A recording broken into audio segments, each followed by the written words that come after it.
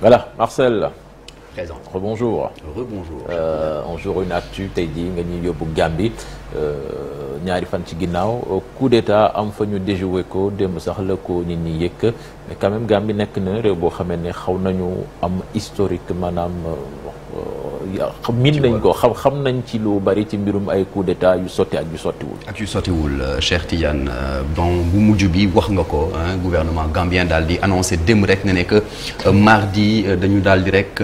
jànkonteel une tentative de coup d'état bu ñu sukkandikoo ci Ibrahima Sankaré nekk porte-parole gouvernement gambien ak conseiller présidentiel donc démb mercredi ci réseaux sociaux yi nee na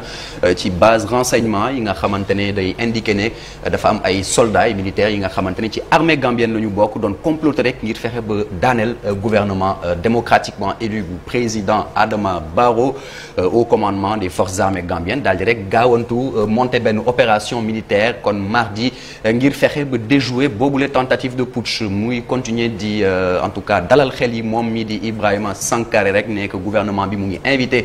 kon instamment ñi nga xamante ñoom ñooy citoyens yi résidents yi ak tamit membres des corps diplomatiques ak consulaires ngir rek ñu vaquer normalement à leurs occupations la situation étant totalement sous contrôle te kon amatul rek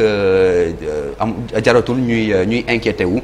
ñuy paniqué foofu kon ca Gambie wax nañ ko sànq ñeenti soldats yi nga xamante ne dañoo jàpp ne dañoo bokk ci supposé tentative de coup d'état boobu jàpp nañ leen ñu ngi leen di interroger par la police militaire et puis ñetti complices yi nga xamante ne ñoom ils sont également recherchés à part cela ñu gis na ne benn tentative de coup d'état la que certains observateurs gaaw ko attribué ki nga xamante ne moom mooy l'ancien dictateur Yaya Jammeh moom mi nga xamante ne dafa daal di diriger d'une main de maître la Gambie 2 décennies durant depuis kon défaitam en 2016 Yaya Jammeh mi nga xamante ne il est en exil actuellement en Guinée équatoriale daa mel ni rek mu ngi continuer di influencer ci li nga xamante ne moom mooy doxalinu Gambie di tegaale benn pression ci régime successeur bi di Adama Barrow te ñu daal koy réélire en décembre 2021 ñu jàpp ne qu'il s'est exprimé même par téléphone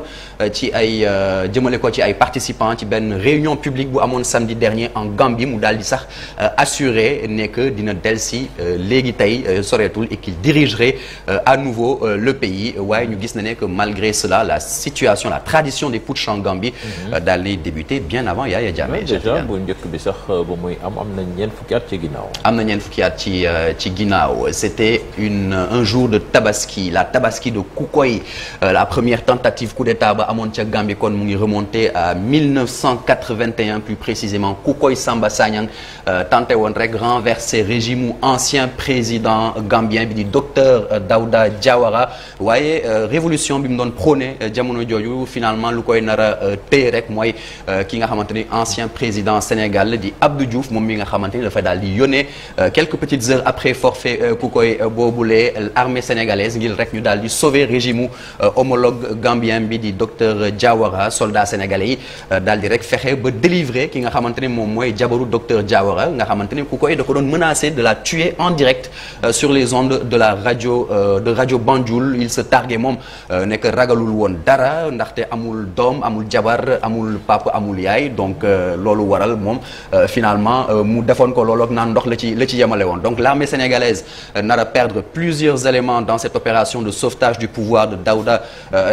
Kairaba Jawara donc contraint finalement à l'exil kooku di Kukoy Samba Sagnang ñu koy daal di rek yóbbu ci réewu Sénégal balaa ñu ko expulsé en avril 2013 vers le Mali foofu nag lay dara ñàkkee bakkanam quelques mois plus tard en juin plus précisément ñu daal koy enterré sax fii ci Dakar donc sous le nom de Doudou Mohamed Sagna. voilà Kukoy Samba Sagna nag foofu mu lajj Yaya Jammeh moom dafa ñëw daanaka réussir coup d'état. Yaya Jammeh à jamais. Le premier donc 13 ans après cette première tentative manquée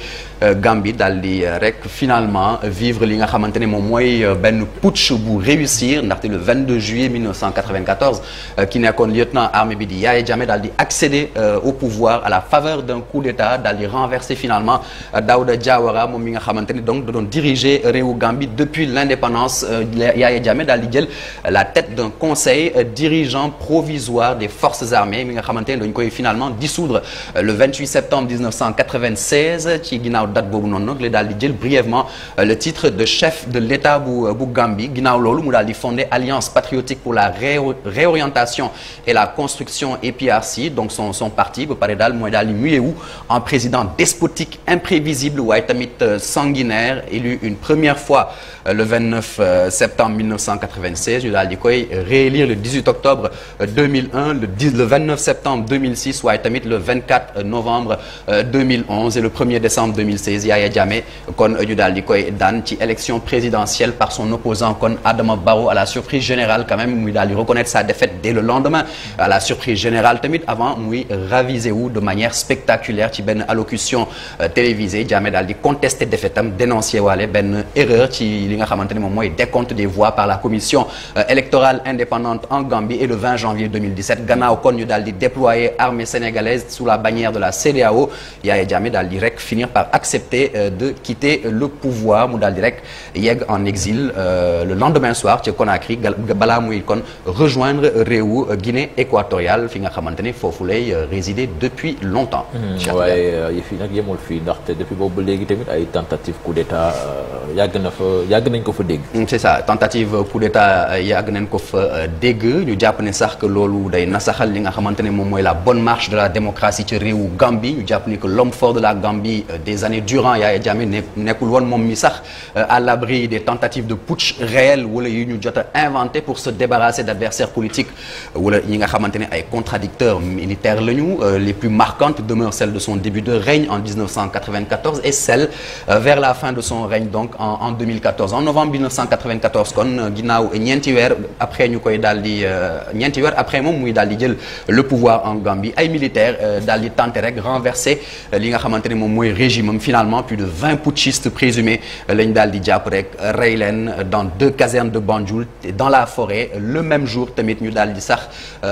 jàpp juróom-ñaari dépouilles yi nga xamante ne dañ leen exhumé ca Banjul en avril 2019 bu ñu sukkandiku ci commission vérité réconciliation moom mi nga xamante ne day enquêter ci crime yi nga xamante ne Yaya Jammeh commettre na ko pendant les 22 ans de son régime militaire diggante kon 94 ak 2016 ñu jàpp ne beneen tentative bi nga xamante ne moom mooy bu mujj te Yaya Jammeh daal koy jànkonteel c'était le 30 décembre 2014 ay assaillants yi nga xamante ne par pirogue de la côte sud du pays lañ ko daal di jaarale frontalière d'ailleurs avec la Casamance ñoom ñoo daal di viser le palais présidentiel ci guddi gi balaa ñoo jël le contrôle de la radio de la télé waaye les accès aussi de l'aéroport commando boobu noonu nga xamante ne dañ ko conduiroon par un militaire déserteur moom nga xamante ne turam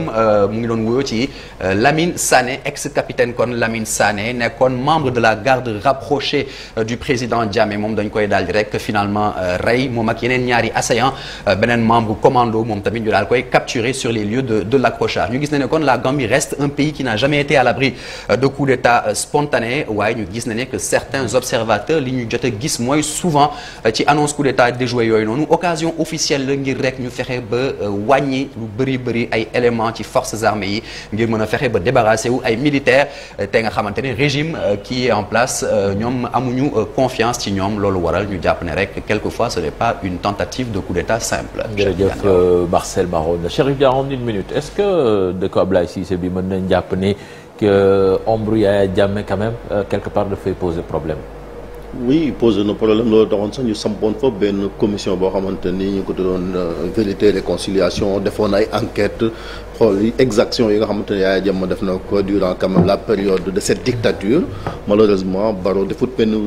jéego ngir ñi nga xamante ne joxoñ na leen ci baaraamu tuuma rawatina Yaya Jammeh nga xamante ni mu ngi ci Guinée équatoriale ñu topp leen parce qu'ils doivent rendre compte lan def ci ay tooxi doon bari na ñu ngi fi doon ay Solo Sendeng on a parlé de Dayda Aidara ak beaucoup de cas yoo xamante ni quand même faat na leen mais Gambie quand même ne mérite pas ça parce que déjà dictature baaxut ku ne xam ne ni ñu ngi ci ère démocratie pour la première fois en 2016 comme vous l'avez rappelé ñu am élections yoo xamante ni c'est des élections transparentes démocratiques te ñu am système électoral boo xamante ni amul lu ñu koy ñëwee sax Amérique mooy affaire boule yi nga xamante ni leer na naa ñu Barrow ci lañ ko réélire moo tax ñi doon def tentative coup d'état bi xëy na doonoo xamut mais Gambie ga woon wonni na étant donné que ñëwer kaaraange ga déjà soldats Gambie leen mais aussi comme ni nga ko wax ECOMOG ñu ngi fa. continuer quand même di gunge Gambie su ko defee ay réforme am ci seen armée bi ngir mbiram coup d'état ak foqar ñi nguur moom ñu mën koo bàyyi parce que comme ni ko Macky Sall waxee c'est pas ça ku Yaya Jammeh bu bëggatee na dellusiwaat bu dee yoon seetal na ko bu mënee bokk wala parti bi mu daal di bokk. ñeenti nit nu mën a defee coup d'état parce que boo xoolee ay GIGN ba léegi ñoo nekk bu dee garde rapproché président ba GIGN gendarmerie Sénégal ñoo fa nekk ak ñi nga xam tam ñooy kii donc amul doole soldat bëgg a def coup d'état dañuy xaru xam ni moom moo jiite Zi Point foofu sa Gambie wax na lu am solo dani Barrow objectif bi mu war a def mooy restaurer la confiance bi am entre moom ak militaires yi parce que ñu bëri dañ ko mere ci maanaam confiance bi nga xam ni amu ko ci militaires yi te comme les troupes sénégalaises ñoo fa nekk di garder la présidence ak li yanu yépp ci présidence bi dafa am un peu ñu xam ni d'accorduñ ci loolu donc je pense yooyu yëpp war na ko mën a seetaan. lii dina ko gën a ragal loolu xam nga la ma dëgg parce que Sénégal moo tax ñu war a sant Sénégal ñun suñu armée physionomie ak nature am bute na ak yeneen réew président bu ñëw da ngay jël say xeet jox leen armée ba loolu tax aussi keneen ku ñëw aussi question de woo loolu nag amul Sénégal amul wàllu waaso wàllu ethnie moo tax ñu koy sante suñu borom Gambie nag Yaya Jammeh ba mu fi nekkee moom it ay mbokkam wala xeet yu mu bokk la doon jël ñu nekk armée ba kooku tamit boo ñëwee xëy na question de confiance ngay def et puis Gambie jàmm rek moom moo fa war a am parce que li ñuy wax rek bu Sénégal sëqatee Gambie socc et justement loolu et vice versa bi yëfi bi mu amee gis nañ ne Macky Sall quand même waaw dugal na ci loxo bu tweet